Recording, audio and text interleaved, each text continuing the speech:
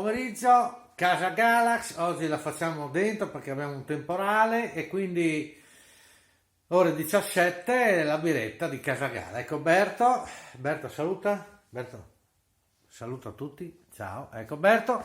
E quindi siccome Berto mi va nel mio stagno la mattina a farsi il bagno anche con sto tempo, non è un cane da caccia ma un cane da pesca, quindi dedichiamo a Berto questa barzellettina.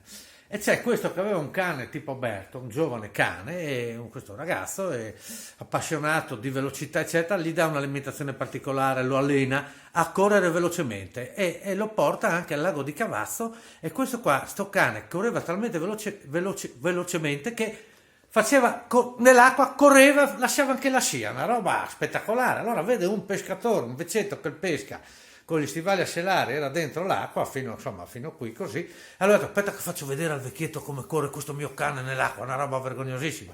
Prende un bastone, glielo butta vicino al vecchietto che pescava. Vai Berto, parte il cane, corre nell'acqua, prende il bastoncino e lo porta. E il vecchietto, ah, che miseria, si tiene Isa là. ma cioè il giovane vede, no, ha capito, torna a buttare il bastone ancora un po' più vicino, parte, vai Berto, pam, scia nell'acqua, prende il bastone, glielo riporta e il vecchiotto.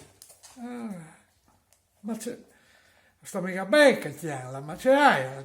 Ma e il giovane non ha capito ancora, butta il bastoncino proprio vicino nei piedi, nell'acqua del vecchietto. Vai Berto, parte, prende il bastone, lo riporta, aspettava la risposta, e il vecchietto la fa. Giovane, io so che tiene lì. Sì, vi ho detto, c'è spettacolo, c'è velocità, c'è robe. Trosciai aia. E allora, 7 mesi, quasi volta, un spettacolo.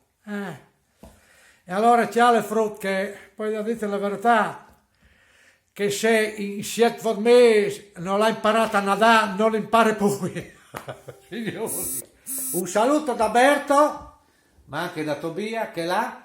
Grazie, stiamo a casa finché possiamo perché qua la gente sta per scoppiare. Però teniamo duro, dai, forza e coraggio da Casa Gala, une robe vergognosissime. Ciao, ciao, ciao.